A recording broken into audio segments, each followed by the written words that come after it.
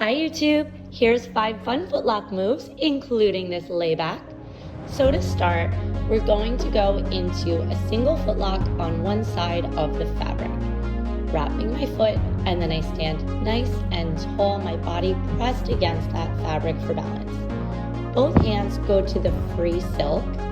I bring my free leg heel to my wrapped toe, very important there, and lean back to a nice strong plank position. I roll my body 2 times. After the second rotation, I bend at my knees, grab the tail around my waist, and lay back and hang out. Once that fabric is in place around your waist, you can hang out, you can spin, and when you're ready to come up, climb back up to your nice strong plank position, kick those legs out, and rotate twice the opposite direction. On the second one, I cross my free leg over my bottom foot and sit down into this pretty chair pose. From here, we can go right into the next move. My left foot is the one that's locked. So I'm going to take my right arm on the free silk, wrap it once, and grab really high. My foot is to my left knee, and I'm going to lean over to a left side plank towards the left. I wrap my bottom arm. Now I free that fabric, and I'm in a nice strong side plank here. Bending my free leg, I rotate my body 3 times and take this pretty pose. You can hang out here, and then I rotate back to come out the opposite direction. Again, after the last rotation, I cross my free leg over my bottom, stand up to release. The next move we're going to do is the Rebecca split. So start in that same position as music box. Right arm reaching up, right foot to left knee, lean over to a left side plank. This time, I use my left hand to throw that free fabric up over my leg. Standing up, I grab the free fabric, wrapping it around my waist and connecting it to the top part of it. Then I lay back, crochet my leg up, and I can hang out here for a moment. To come up to the split, I grab the fabric that's wrapped around my foot and climb up, pulling up with that top leg rotated behind you into that beautiful Rebecca split.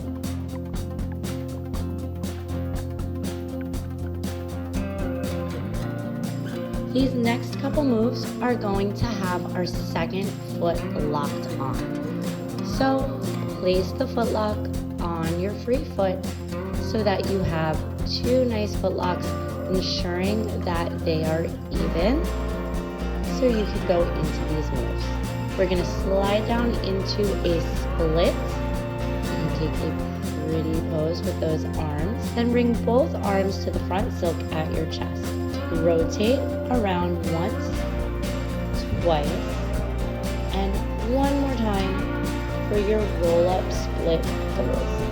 You can again take some time posing here. When you're ready, we're going to reach through our body, coming in front of that fabric, bringing your shoulders through, and bring this really down to your low back. You may need to shorten your stance, and then lift that leg up, placing the foot on the inside, not the outside of that fabric, to lay back to your teardrop. To release, come back into that pretty arabesque. Our final move today is our crossback straddle. So reaching up nice and high, really arch your back here and keep your legs together, bringing your shoulders through. From there, you're going to cross your arms, one behind the fabric, one in front, and pull your shoulders through, reaching your arms and shoulders back. Once you've done this, lift up, pulling that X above your butt into your crossback straddle. To go upside down, straight legs, lift and push that fabric away to help you invert. This can be tricky, but don't stop practicing. You will get it. To come out, slowly lower yourself down. And grabbing the fabric closest to my back, I pull myself through back into my split. One thing that all these moves have in common is the footlock skill requirement. Footlocks can be tricky to learn at first, especially if you have smaller feet, but they are worth taking the time to master and not skip. because those tricks are all really cool looking, plus there's so many more that you can do at a beginner level if you just learn this footlock skill. There's a few different ways into footlocks. Today I'm going to show you a basic figure 8 style. So I'm going to reach up nice and high with my left hand to keep myself balanced. I lift my left knee on the outside of the fabric. I wrap it around once, outside in like I'm doing the classic top, and flex my foot. My knee is at my hip.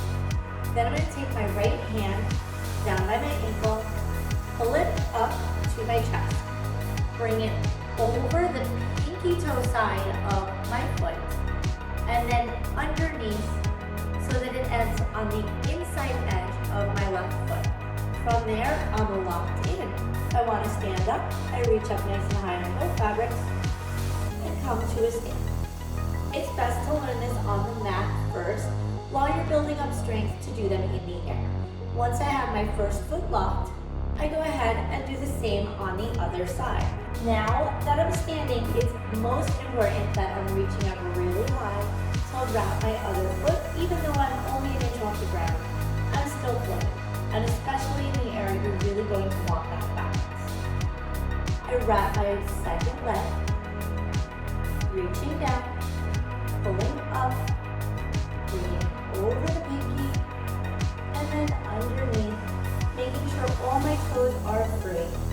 And now I'm in my footlocks. From here, I can do any of those moves that we just learned while I'm this low to the mat.